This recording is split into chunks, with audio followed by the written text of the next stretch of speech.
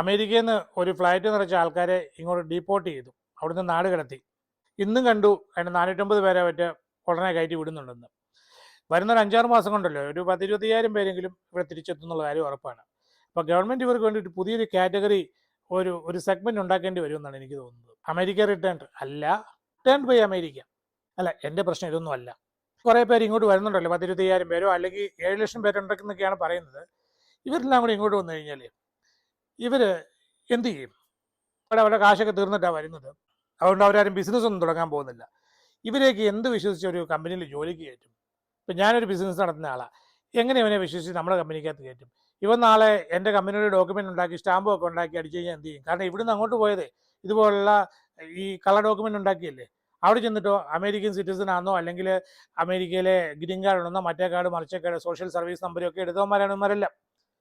അവരെങ്ങനെയൊക്കെയോ computer വഴിയൊക്കെ ഇവന്മാരെ തപ്പി കണ്ടുപിടിച്ചു. ഇവിടെ വന്നാലും ഇവന്മാർ ഇതൊക്കെ തന്നെയല്ലേ കാണിക്കുള്ളൂ, ഈ തരികടയൊക്കെ. എങ്ങനെ എന്ത് വിശ്വസിച്ച് ഇവർക്കൊരു ജോലി കൊടുക്കും? ഗവൺമെൻറ് മാനദണ്ഡം എന്തായിരിക്കും ഗവൺമെൻറ് കോർപ്പറേറ്റ് കമ്പനികളോട് പറയാൻ പോകുന്നത്?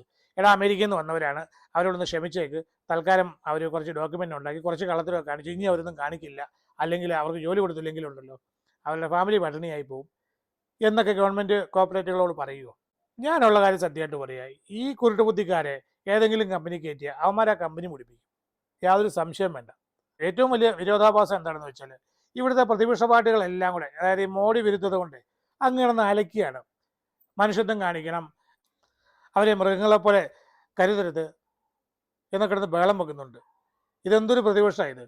കുറേ കള്ളന്മാരെ, കുറേ കുരുട്ടുബുദ്ധികളെ, വക്രബുദ്ധികളെ നമ്മുടെ രാജ്യം വേണ്ടെന്ന് പറഞ്ഞ് പോയവന്മാർ ഇങ്ങോട്ട് തിരിച്ചു വരുമ്പോഴത്തേക്കും, അല്ലെ ആ രാജ്യത്തിനും വേണ്ടെന്ന് പറഞ്ഞ് ഇങ്ങോട്ട് തിരിച്ചു വിട്ട് കഴിയുമ്പോഴത്തേക്കും അവരെ രക്ഷിക്കണം, അവരെ പുനരധിവസിപ്പിക്കണമെന്ന് പറഞ്ഞുകൊണ്ട് ഇവിടെ കുറേ പ്രതിപക്ഷ പാർട്ടികളെ ഈ മോഡി വിരുദ്ധത കൊണ്ട് BJP യോടുള്ള വൈരാഗ്യം കൊണ്ട് അങ്ങനെ അലക്കിയാണ്. ഇത് എവിടുത്തെ ന്യായമായത്?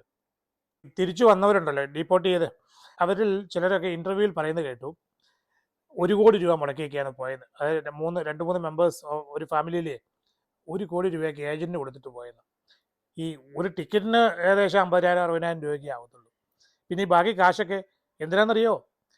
ഇവിടുന്ന് ഇവർ പോകുന്നു, ഇവർക്ക് വേണ്ട ഡോക്യുമെൻറ്റേഷൻ, ഇവർക്കുള്ള ഫ്ലൈറ്റ് ടിക്കറ്റ്, പിന്നെ മെക്സിക്കോയിലോ അല്ലെങ്കിൽ അർജൻറ്റീനയിലോ എവിടെയെങ്കിലുമൊക്കെ അയലോക്കത്തുള്ള രാജ്യത്ത് പോയി ഇറങ്ങുക, അവിടുന്ന് വഴിയോ അല്ലെങ്കിൽ കണ്ടെയ്നറിനകത്ത് കയറിയോ എങ്ങനെയെങ്കിലുമൊക്കെ ഈ അമേരിക്കയുടെ ബോർഡറിലെത്തുക, പിന്നെ വേറെ ഏജൻറ്റുമാർക്ക് കൊടുക്കേണ്ട കാശ്, പിന്നെ അമേരിക്കയിൽ ചെന്ന് കഴിഞ്ഞാലോ ഈ ഫോർജ്ഡ് ഡോക്യുമെൻ്റ് ഉണ്ടാക്കാൻ വേണ്ടിയിട്ട് അവിടുത്തെ അറ്റോർണിമാർക്ക് അല്ലെ അഡ്വക്കേറ്റുമാർക്ക് കൊടുക്കാനുള്ള കാശ്, ഏജൻറ്റുമാർക്ക് എല്ലാം ഒരു നെക്സസ് ആണ്.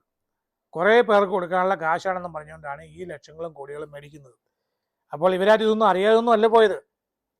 ഇവരൊക്കെ ഇത്രയും വലിയ എമൗണ്ട് ഒരു വലിയ കൺസൾട്ടേഷൻ ഫീ ആയിട്ട് കൊടുത്തിട്ട് എന്തിന്? ബൾക്കായിട്ട് കള്ളത്തരം കാണിച്ച് അവിടെ ഒരു അമേരിക്കയിൽ ഒരു ഗ്രീൻ കാർഡ് ഹോൾഡറോ അല്ലെങ്കിൽ ഒരു H-1B വിസ ഹോൾഡറോ അമേരിക്കൻ സിറ്റിസണോ ആകാനുള്ള പൈസ അഡ്വാൻസ് ആയിട്ട് കൊടുത്തിട്ടാണ് ഇവന്മാരൊക്കെ അങ്ങോട്ട് പോയത്. നാളെ ഇവന്മാരിവിടെ എന്തൊക്കെ ചെയ്യും? ഓർക്കുമ്പോൾ പേടിയാവുന്നു.